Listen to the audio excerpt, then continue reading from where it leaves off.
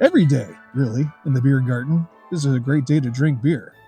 That's why I'm here, to prove that. And welcome to the beer garden, where it is a beautiful day in front of the Grand Fig and the fireless pit. It's about 31 degrees. We had snow earlier today, and then we had sleet, and then we had freezing rain, and then we had rain. Now we're having sleet, and a little bit of snow is starting to happen again. But enough of my Jim Cantori impersonation. Hey, if you're here because you like beer and you like to see me suffer in the beer garden, do me a favor and tap that subscribe button down below, because you know me, I have low self-esteem, and approval from strangers on the internet makes me feel a lot better about myself. I appreciate that. Thank you very much. Hey, town and state or town and country where you are viewing from, I genuinely love to read where my viewers are from. As a matter of fact, I made a note on the back of my sold-out Beer Snob's Cheap Brew Review coaster set. Shout out to Nashville, Tennessee, checking out the Brew Review. Omaha, Nebraska. Flagstaff, Arizona, always makes me think of Aunt Edna, Flagstaff, and Munich, Germany. Thank you for checking out the Brew Review here. And hey, thank you also for the super thanks down below. Super thanks. I think it's like $2. It really helps this channel go a long way. And actually, I use your super thanks to invest back into the beer. And speaking of beer, up this round is Yuengling Black Tan as we winter and holiday here. I totally forgot I did a brew review on this. I went back and I saw somebody watched my first Black Tan from Yuengling. It's been like 5 years to date that I did it. I was like, totally forgot about it. I have no idea how much alcohol is in this. It doesn't say on the label, but we're going to give it a go again as we winter and holiday. Yuengling Black Tan Porter and Premium Beer out of Pottsville, Pennsylvania. Now, since I had this, I had Yuengling Premium Beer. I didn't know what it was. I was knocking around Walmart one day and happened to see a case of Yuengling Premium. So I tried it. It was pretty good. Check out my other brew review of Yuengling Premium. But here, as we winter and holiday, it's starting to snow again, and the sleet and rain. I like me a dark beer. I like a good porter. And I like Black Tans sometimes. I mean, really, to me, a true Black Tan has to be Guinness and Bass, or Guinness and Harp. But any other Black Tans, and especially if it's a pre-mixed Black Tan in a bottle with a twist-off cap, come on, man. Of course, we're going to be drinking this out of the red label sold out of Beer Snob's Cheap Brew Review pint glass. And of course, I had deckled because I didn't want this thing to be full of water. Let's go ahead and give it a pour, shall we? We're going to try to make this as quickly as possible. If you know how much alcohol Yuengling Black Tan has, please tell me in the comments, because I was just, I'll be honest, I was just too lazy to look it up. We were trying to get out here into the beer garden while we still had some light to do this winter and holiday brew review. All right, dark like a flat Coca-Cola or Pepsi, depending on your soda of choice. I'm going to redeckle for just a second. Absolutely no head. That's never good in any situation.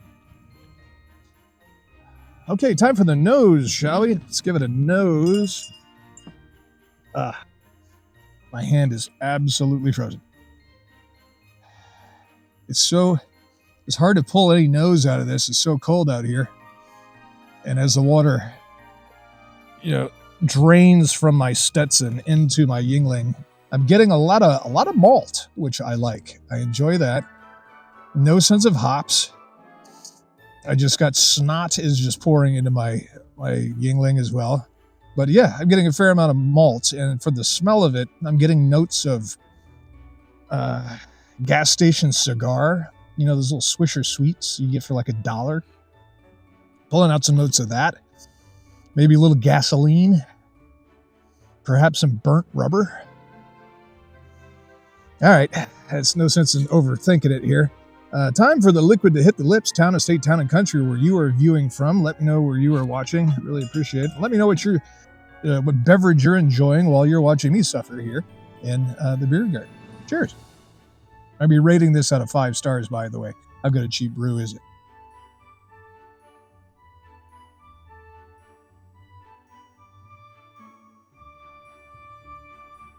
Oh, so cold. They're actually ice pellets. There's sleet in my Yuengling Black Tan.